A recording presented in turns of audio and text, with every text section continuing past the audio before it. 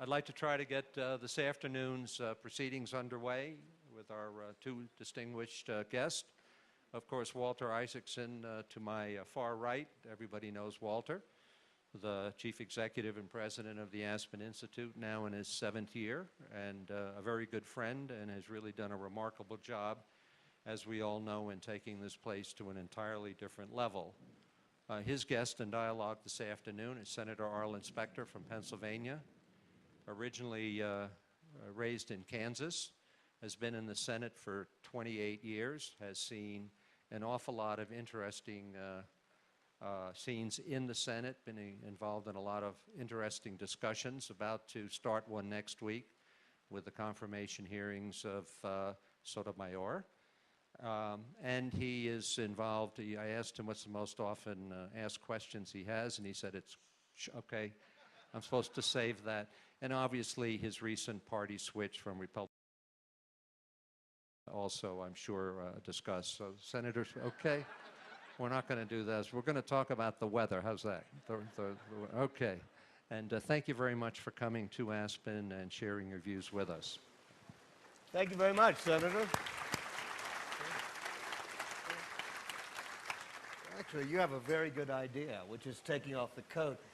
So Monday morning, you start on the Sotomayor hearings.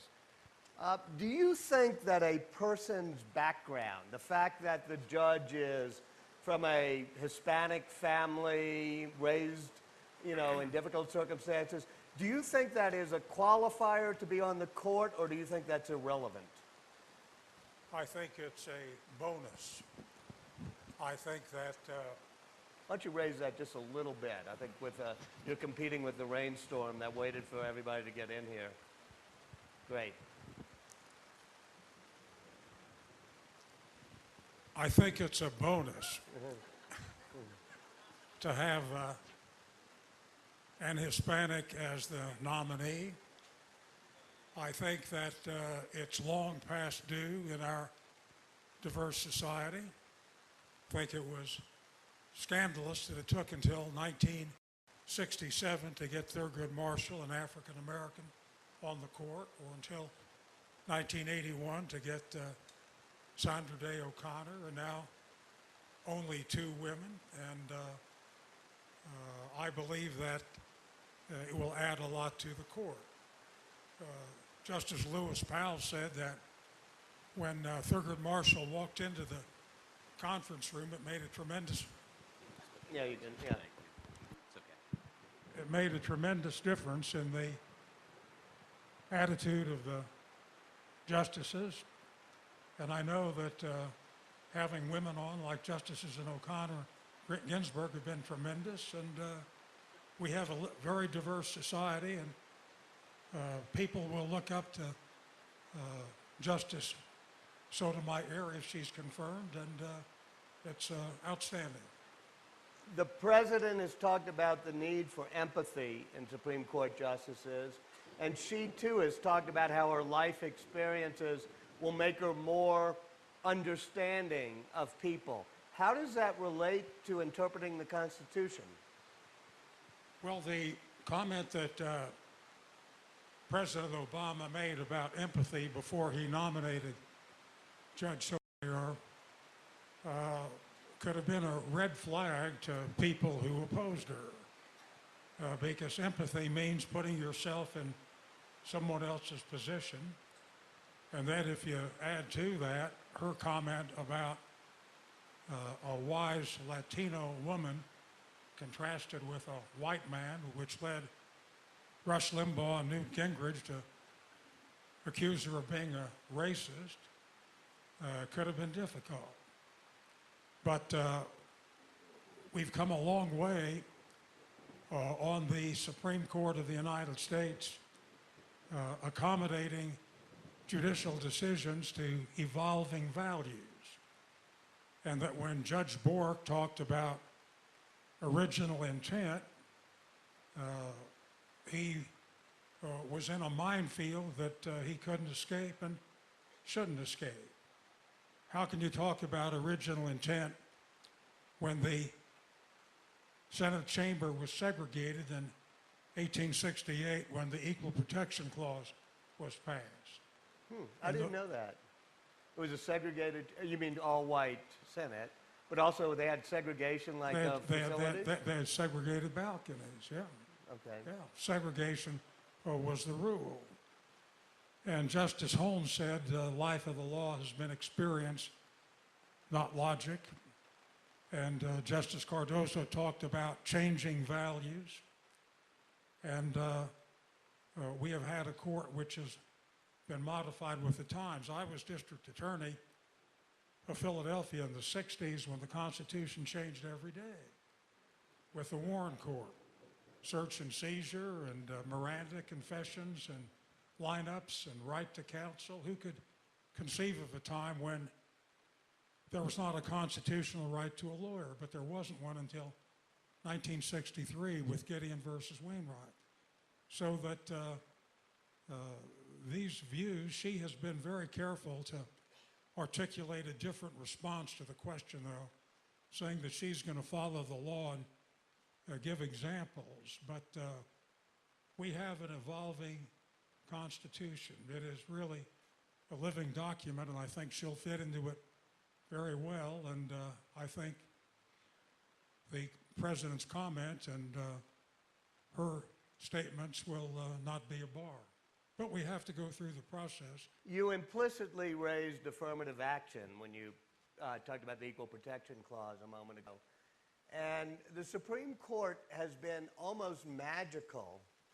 I say that, meaning it almost seems like it's magic how over the years it's been right in the middle of affirmative action where you have a 4 and a 4 and a Lewis Powell on Bakke sort of doing a dissent in parts and an affirm in parts and trying to split the middle between two very different values that have to be balanced in the case of affirmative action. Do you see that continuing after the New Haven case, and do you think we still have to try to preserve affirmative action in our society?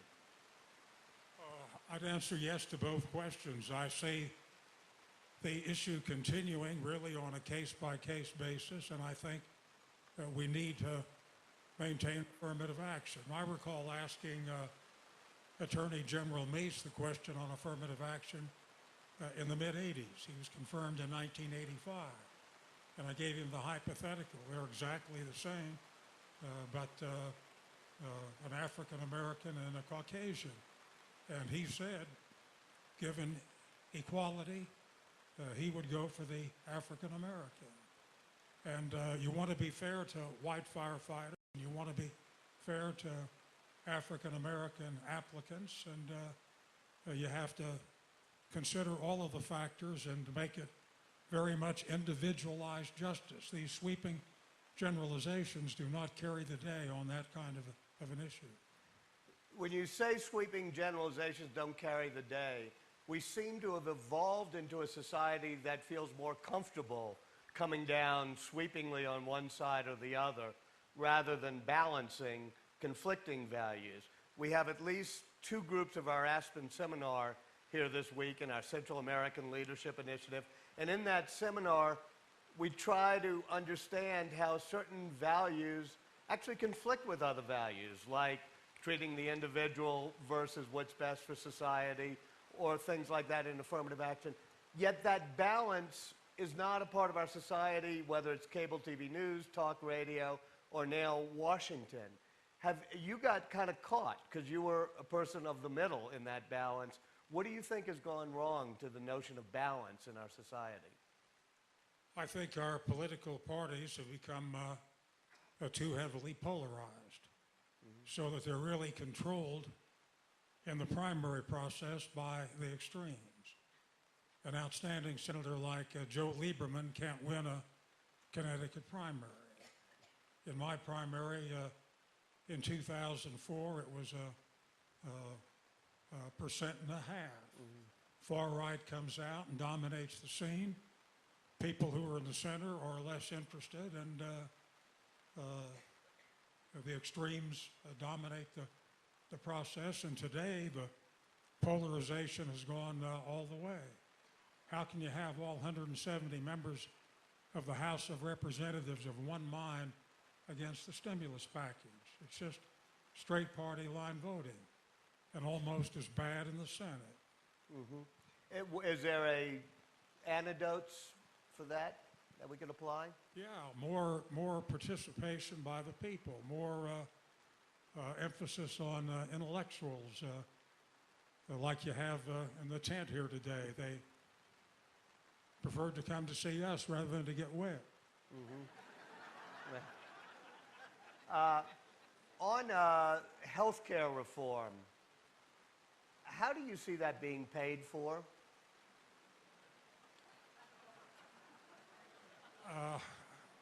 I'm not sure. We're in the middle of trying to figure that out.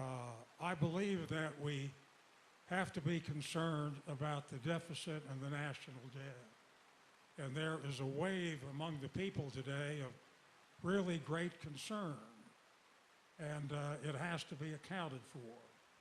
And you have President Bush's bailout last fall for $700 billion, and you have the stimulus package for $787, and you had CBO on the comprehensive health care at $1.6 trillion, and then there was some juggling. We don't know exactly what it was, but a figure came out last week of 611 million. Wait, not million. Billion. Billion, yeah, okay. I was wondering if you were listening, I'm Walter. listening, Thank yes, you. right. And I think that there's a lot to be saved. For example, Safeway has a program, and the insurance premiums turn on what your cholesterol count is, and whether you smoke, and how often you go to the gym. Wait. Let me just stop there. Those are two very different things, because I can control whether I smoke or not, but it's a random act of fate as to what my cholesterol is. For a lot of people, I mean, eating eggs is not going to affect it. Oh no, it's not. Okay. If you take Zocor and you take niacin and fish oil, you can control your cholesterol So count. you think my medical record should be available to my insurance companies so they can decide how much I should pay? Not if you don't want to show it to them. They shouldn't be. But I think when you talk about lifestyle, and you don't have to go on a case-by-case basis, you can make it a matter of policy and encourage people to do it. We don't do very much. I pay a lot of attention to that because I've had a couple of bouts with Hodgkin's, and I'm glad to say that although the chemotherapy was tough, I worked through it, and I pay a lot of attention to my cholesterol count and to my exercise. I might just give you a personal aside. I was on TV a lot. I worked through the chemotherapy and presided at the confirmation hearing of Chief Justice Roberts, and was bald at the time. You lose all your hair. And I found that I got more fan mail on my hairstyle than my public policy positions. What that says about either your hair or your policy, but yeah. Well, they didn't care much about my public Oh, I policy, see. but they seemed to care a lot about my hair, and got suggestions to wear a toupee, and I turned that down, and other people wrote in and said I should shave my head and become a sex symbol. That was from Joe. Excuse me, Melissa, what's so funny about that? I would like to introduce Joan Specter, who wrote that letter, the wife, and also, obviously somebody at the U.S. Constitution Center in Philadelphia. I urge everybody to come see it. She's one of the directors there, and there's a wonderful statue of Benjamin Franklin, but there's even some cooler stuff there. So, When Walter and I were talking earlier, he was a lot stronger. He said he was going to urge people to contribute to I figured that was your job, and you just did. And I'll urge people to contribute to your campaign. We have a lot Well, of people good. I'd here. like to talk about that for a few minutes. Let's go back to health care. You consumed a lot of health care, Yeah. obviously, with... But I paid for it. You paid for it We pay for our health care in the Congress. It is Yeah. a false notion that we don't. So you pay for a health policy that's a good one, a gold-plated one, Yes, we sir. could say. It costs more money than a So silver-plated should one. people be able to have gold-plated policies through work, or the Obama plan, which would tax such gold-plated policies? Well, I'm not going to jump off that bridge at the moment. That's under consideration. Everybody wants to pay for comprehensive health care reform, but nobody wants to be the one to pay for it. And we're going to have to figure it out. Let me talk just another 30, 45 seconds about savings. I believe we can save a lot of money with advanced directives and living wills. A big part of medical care is the last few days, few weeks, months of a person's life. I think we can save a lot of money by covering the 47 million Americans now not covered and avoiding chronic ailments, which are very, very expensive. From my days as DA, I know that if you prosecute white-collar crime, Medicare and Medicaid fraud, you could cut back on a lot of it. So that I think there are ways to pay for it. Pay for it without raising taxes. Well, I'm not, yeah, I would say yes. Okay, we'll see. And cap and trade bill, the one that's currently under consideration, basically came out of the House. Are you for it or against it? Well, I was going to ask you your opinion, Walter, because I know that after writing The Wise Men and Einstein, you've read that bill, even though it's only 1,100 pages long. So when you ask me I'm for it or against it, I'm going to read it before I Are answer you in that favor question. of the general concept of cap and trade? I'm in favor of eliminating carbon, and I think cap and trade is a good idea. Whether we ought to sell the allowances at auction, which is different from the House bill, is something which I think is worth debating. But in the last Congress, I co-sponsored the Bingham and Specter bill, which was on cap and trade, but with enough different ramifications that I'm not prepared to sign on to something until we study it and debate it. Your bill did not give away as many allowances, if I'm correct, to the utility companies. Is that right? That's right. And the House bill, an amalgam of getting the votes, there was more sausage made of the old statement, the way you make legislation and sausage is the same, that I'm not prepared to endorse it. I'm from a coal-producing state, and I've got to be concerned. But I've been working for a long time on clean coal technology to use that resource to avoid dependence on OPEC oil. And I think we have to develop natural gas. And we have $80 billion in the stimulus for alternative sources, wind, sun, hydropower.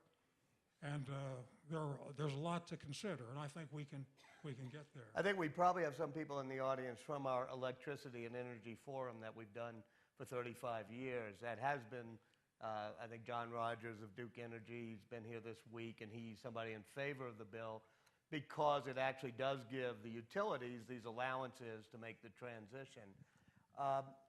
Do you feel that having a market for offsets where people find ways to plant trees or whatever, and they can sell those in the marketplace. Do you think that's a great idea or a recipe for abuse and fraud, or both? I think it's worth exploring. I don't know exactly how it would work, but I think we ought to have a big table and consider all the possibilities.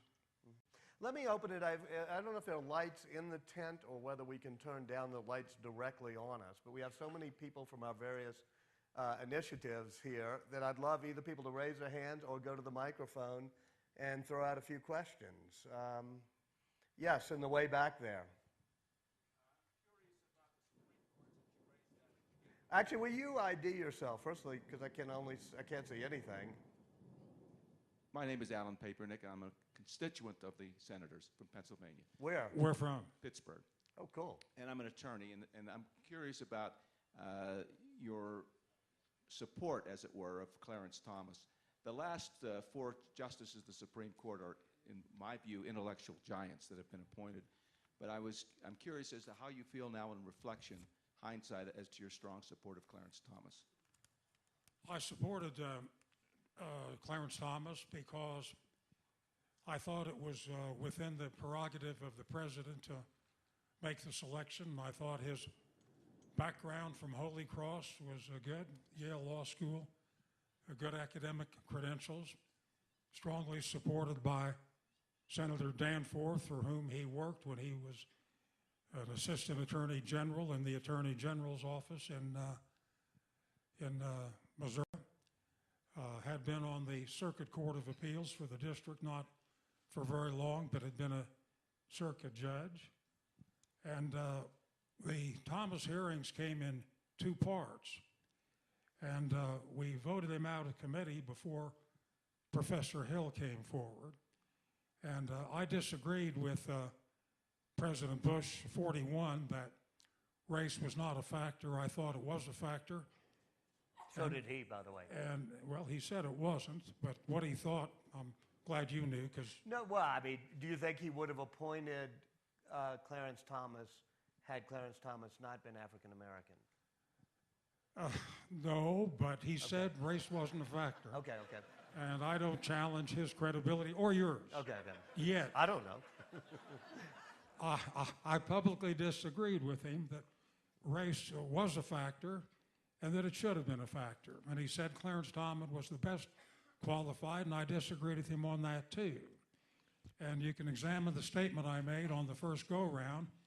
It was that Clarence Thomas was qualified. It was not an enthusiastic endorsement, but I thought there ought to be substantial discretion to a presidential appointment. But the question doesn't involve Professor Hill, but you can't discuss Clarence Thomas without discussing Professor Hill. And there's not a month that goes by until recently that I hadn't heard about my opposition to Bork from Republicans. I questioned him for an hour and a half one Saturday morning on original intent. And there's not a month that goes by that I don't hear about Anita Hill, more about Professor Hill than about Clarence Thomas. And what was an issue on the testimony by Professor Hill was whether it was a disqualifier. And the hearing occurred in 1991, and the incident on what Professor Hill complained about occurred 10 years earlier in 1981. And we tried to reconstruct what happened there. And I don't think it's possible. I use the analogy, Joan and I have an argument, and 10 minutes later we can't focus on what it was all about. But what were the objective facts? They were together at the Department of Education, and Clarence Thomas went to chair EEOC, and Professor Hill went with him on her own. Professor Hill then went to teach at Oral Roberts Law School, and she invited Clarence Thomas there to speak. And she drove him to the airport, and she contacted him repeatedly when she came to Washington. And there are a lot of records about calls that came in. They had preserved the records. And it was my conclusion that whatever happened between the two of them was not a disqualifier. But it was a learning experience for me, because afterward I talked to so many women who saw themselves in her place. And they had been victims of sexual harassment. Pretty rampant thing in our society. I think less so now, after the tightening of the laws on sexual harassment and treating it very seriously. And many people, almost women by transference, saw themselves in Professor Hill's spot, and men too, especially young men. Mm-hmm. So it was quite a learning experience for me, and I think a learning experience for America. Have I disagreed with what Justice Thomas has decided and written since the confirmation more than most others? Yes. Okay. But he has life tenure, and he got it in accordance Right. with our procedures, and so be it. Yes, is that Richard? Yeah. Oh, no, yeah. Senators, I'm sure you're aware of, from 2001 to 2005, the Federal Reserve Board raised interest rates 525%. Having complete knowledge of these adjustable rate mortgages, which they approved at teaser rates, the millions of them. Business loans that float on their rate constantly, they were able to double prime rate during that same period. This, to me, seems a major factor in the economic meltdown. Now, these are all appointed people. There's no accountability from the Federal Reserve Board. Would it be appropriate for a new law to be passed that they can't change interest rates or raise them? I don't mind them lowering them, because I've never been able to find out what's wrong with low interest All right, rates. independent versus political accountability for the Fed, and perhaps even We broader, have if a you lot will. of elected people who aren't very politically accountable. We also have a lot of people who are appointed by elected people who aren't politically accountable. I like an independent Fed.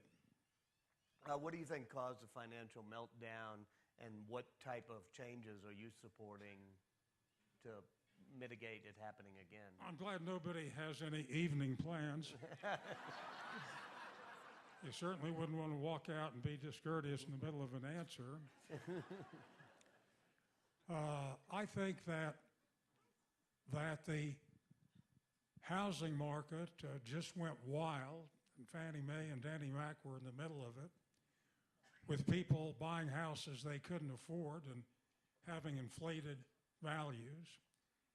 And then I think you had the whole system change. It wasn't a banker and a borrower, and you knew who had what. They sliced up all of these items into derivatives. Right. And then you added hedge funds, and then you had markets that nobody understood, and a figure of into the trillions of dollars, and we need regulation.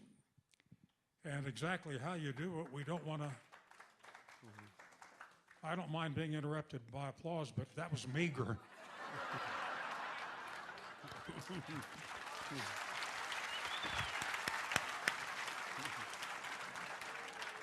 But we don't want to made the mistake of Sarbanes-Oxley, where we overdid it, and it's a real battle. We're trying to work through a lot of issues. I'm trying to work through one right now where for some reason second lien holders get preference over first lien holders. And that's different. There was a first lien holder back there.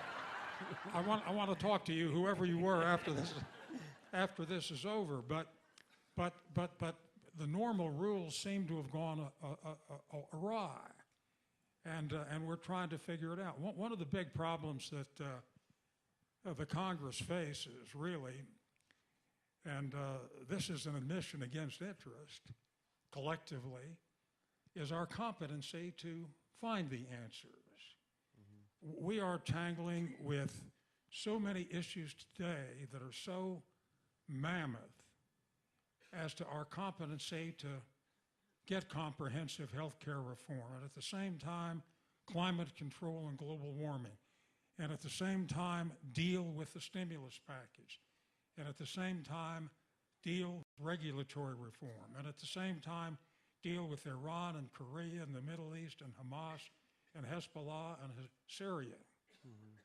So how we come out on stabilizing the markets, still maintaining a capitalistic system, is very challenging.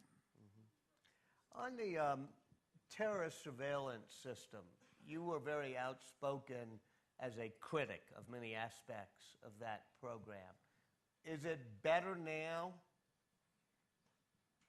Couldn't be worse. Okay. I intend to ask Judge Sonia Mayer about that tomorrow in terms of what the Supreme Court is going to decide.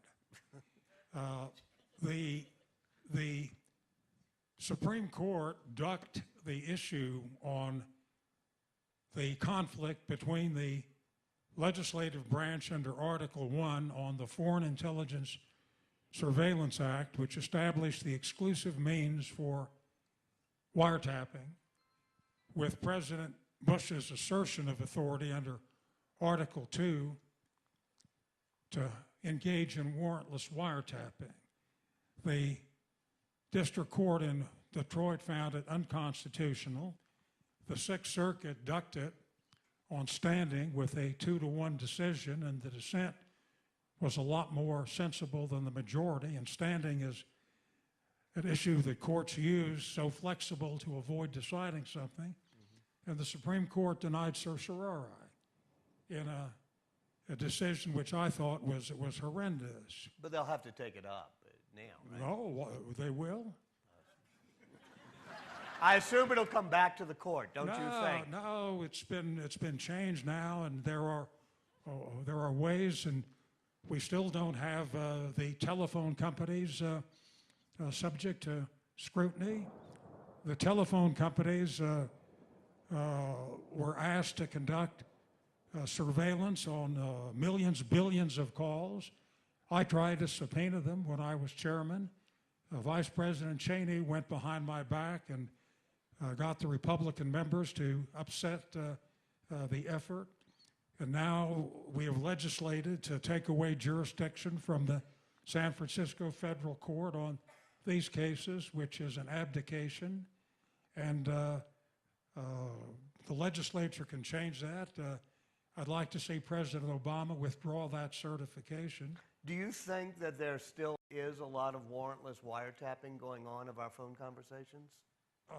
I'm not sure. I think that the current battle about the adequacy of CIA briefings and the adequacy of Department of Justice briefings. They didn't brief me when I was chairman of the committee, and they had an obligation to do so under Brief practice. you on what, the FBI, which is justice? Well, it was really the Department of Justice. Okay. The FBI reports to the Department of Justice. It was Attorney General Gonzalez. You remember the fellow who said habeas corpus wasn't in the Constitution? Right, yeah. And I read him the provision that said habeas corpus may be suspended only in time of insurrection and rebellion. Yeah. He didn't last too much longer after his answer. All right, I'm sorry. Let me go way in the back there just to get Crystal running. We need the microphone thanks to the rain.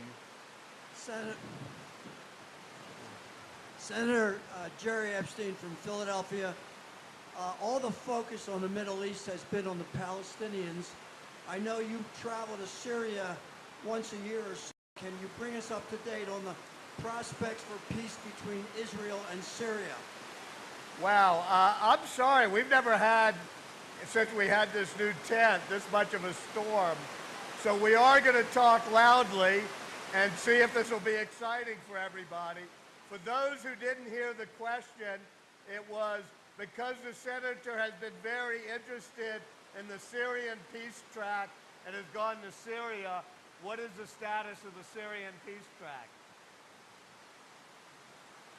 Wow.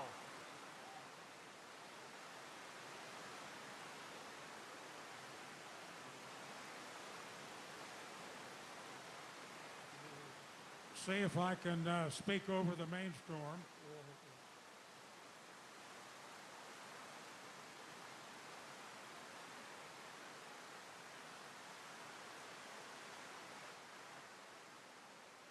All right, now If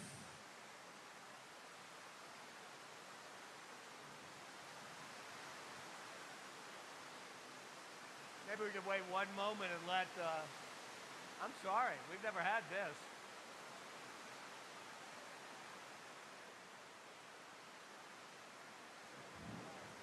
Well, it'll pass in a second.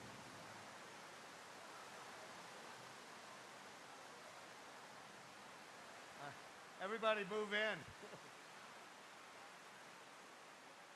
All right. It's starting to die down. If the peace talks are pursued, I believe there's a realistic chance of Israel and Syria coming to terms.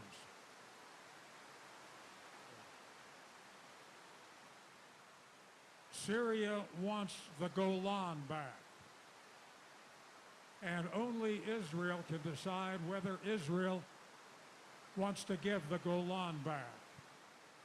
But the strategic considerations are very different today than they were in 1967 in an era of rockets. I have visited Syria on many occasions, got to know Hafiz al-Assad and Bashar Assad.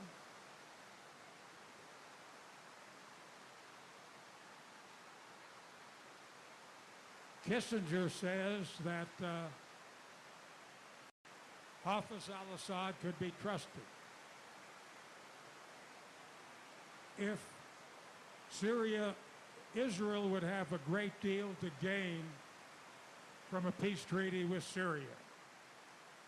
If Syria would stop destabilizing Lebanon, stop supporting Hezbollah and Hamas, perhaps have some opening to drive a wedge between Syria and Iran, that could be very worthwhile. President Clinton did a good job in 1995, came very close when Rabin was prime minister. Right. And again at the end of 2000 when Prime Minister Barack was in office.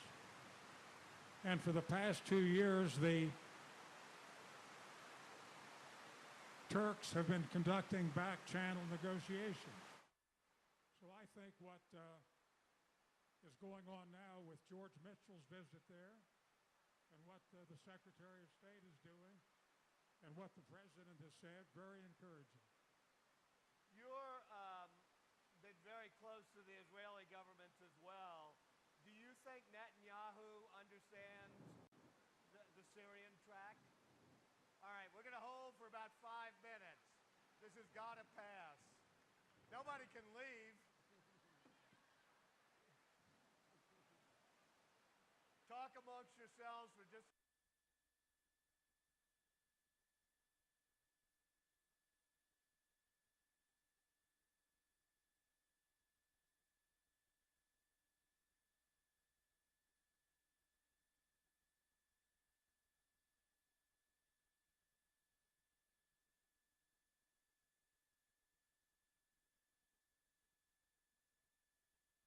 Topic headings. President Obama has decided to leave it up to Congress, some say to avoid the problems President Clinton had in 1993 on climate control and global warming, no bill. I was invited to a White House meeting on immigration, no bill. So he is leaving it up to the Congress. And that's rather unusual for the bills to originate in committees instead of being proposed by the White House, right? Do you think that's a bad idea and that this is a problem with the administration? I think that it is useful to have the administration submit legislation as a starting point, but I think we can handle it the other way around. And I'm sorry, I can't really see very well. But oh, hey, Larry Gelman. Sorry. Thank you. I wanted to ask you a question relating to your 28 years of experience in the Senate and your recent decision to change parties, in a way. I have been quite taken in the last year by what I think is a rising level of not just a lack of civility, but real hate speech coming out not just from the fringes of the political spectrum.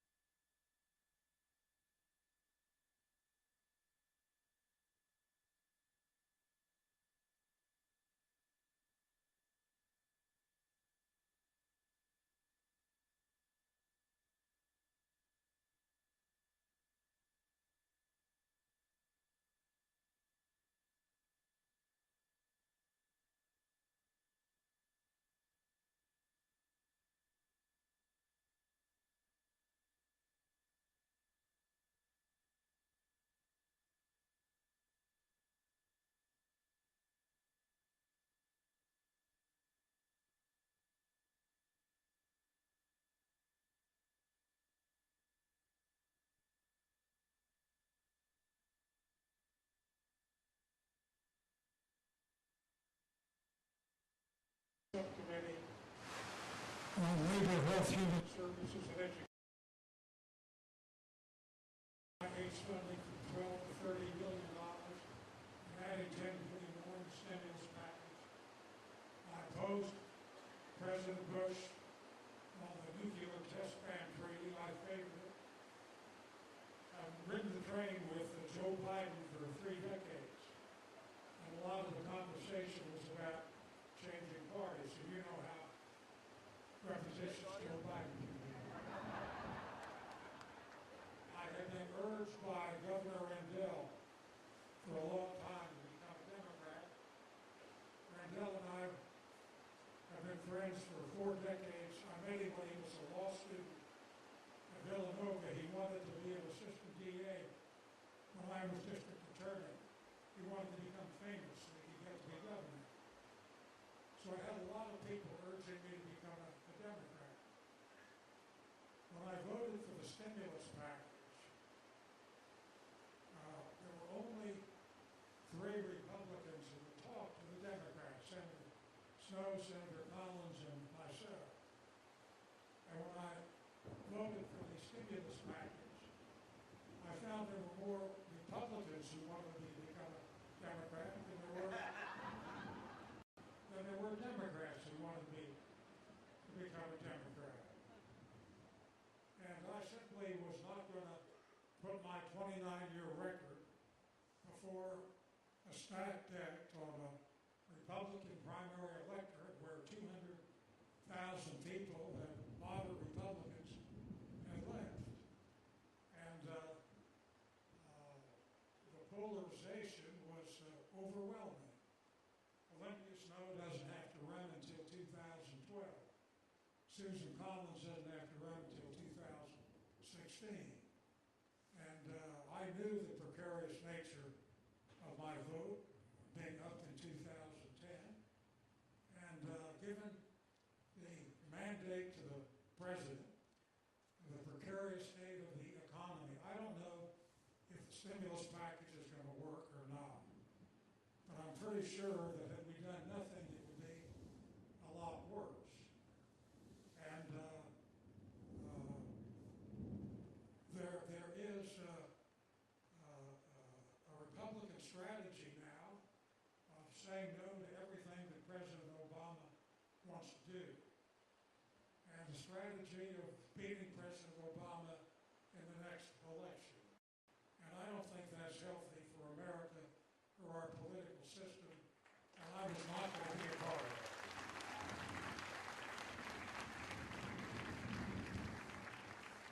We're going to keep it going while it's still raining like this. If there's a break in the rain, we're going to all run. Go for it back there.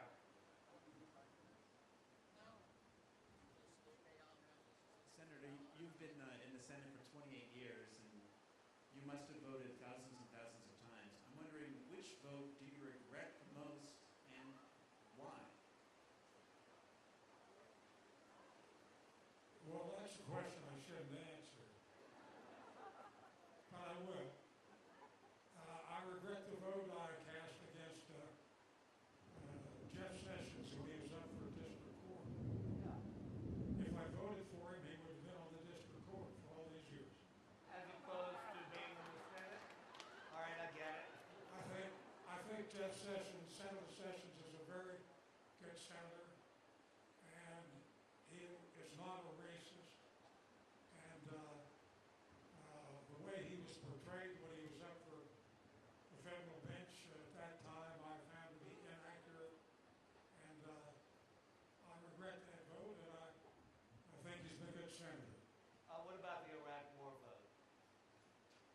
Well, the Iraq War vote was passed because we were given bad information. Had we known Saddam did not have weapons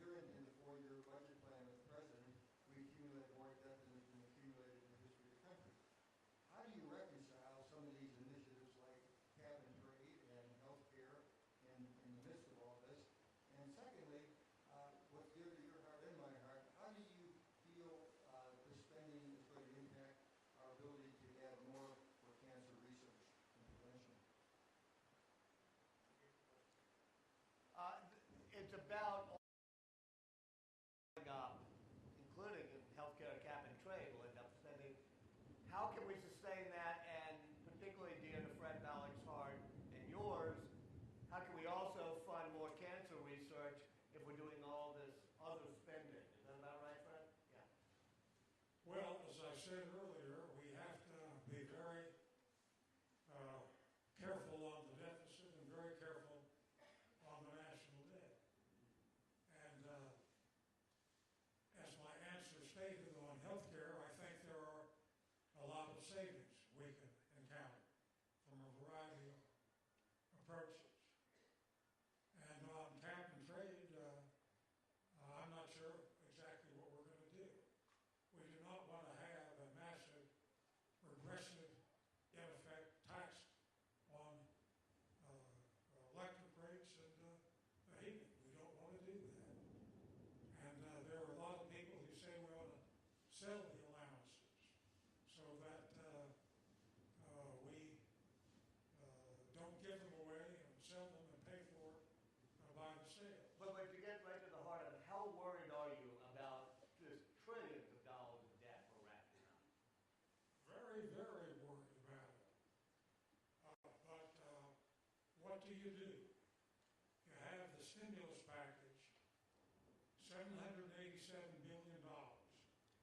You have 3.5 million people unemployed. And the prospects for that number growing is imminent, and in fact, they have grown notwithstanding what we've done. Although you can't expect the stimulus package to do a whole lot in 4 months. If you don't pass the stimulus package, you're going to be paying a lot more unemployment compensation. A lot more. You're going to be losing a lot of taxes. You're going to be losing a lot of productivity. And you do have, in the stimulus package, a tremendous amount of money for the infrastructure and high-speed rail, which will be pro-growth. If you eliminate traffic jams and if you put people on high-speed trains. So it's a Hobson's choice. What do? You could solve it by cutting Social Security in the future. Well, I'm glad you're saying that, notwithstanding your candidacy for public office. Is the only reason not to do it because people are afraid politically to do it? Well, we had a commission in 1983, and there was somewhat of a cut. There was somewhat of an increase in taxes, and we weathered the storm for a long time. We had a Social Security Commission a few years back during Bush 43, and they came back with 3 reports. They didn't even have a majority and a minority report. And President Bush started his second term saying that he was prepared to expend political capital, and nothing ever happened. Senator Voinovich has an interesting idea that the entitlement programs, Medicare and Social Security, ought to go before a commission like the base closing commission. So you come back with only 1 vote. He came to see me about that a few weeks ago, and I'm thinking about it. But I'll tell you what we're looking for. We're looking for better ideas. There have been speeches on the Senate by prominent Republicans about how bad the House bill is on cap and trade. But nobody has come up from the Republicans in the Senate with an alternative bill. There have been objections to the comprehensive health care ideas coming out of the Dodd and Baucus committees. But nobody's come up with an alternative idea. Senator Reid, the majority leader, met with 4 Republicans, Grassley and Hatch and Snow and Enzi, trying to reach across the aisle. Let's have some better ideas, not just no, no, no. Right here? Yeah, standing up, stand up, yeah. Hello, Senator. My name is John Ashcraft, and I am a first-time participant in the seminar. In the last few years, it's been my perception that the presidency has really expanded its powers and distorted the balance of powers in the federal government. President Obama has said that he wants to look forward and not look backward and be petty. My question with you, or to you, I have two actually. Do you agree with me that that's a problem? And secondly, what do you think a solution is to it if we're not going to go back and try and correct the issues? Yes, it is a problem, and I made an extensive floor statement, which has been reprinted in long measure by the New York Review of Books.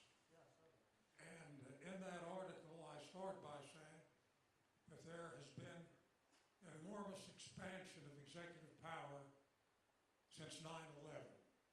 And I cite the terrorist surveillance program and the failure of the Supreme Court to deal with it, and with the enhanced interrogation methods, and with the signing statements.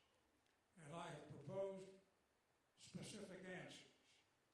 I have said the Supreme Court yet ought to be mandated to take up the terrorist surveillance program.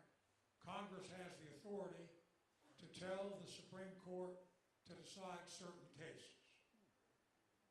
We can't tell them how to decide it, we can tell them to decide it.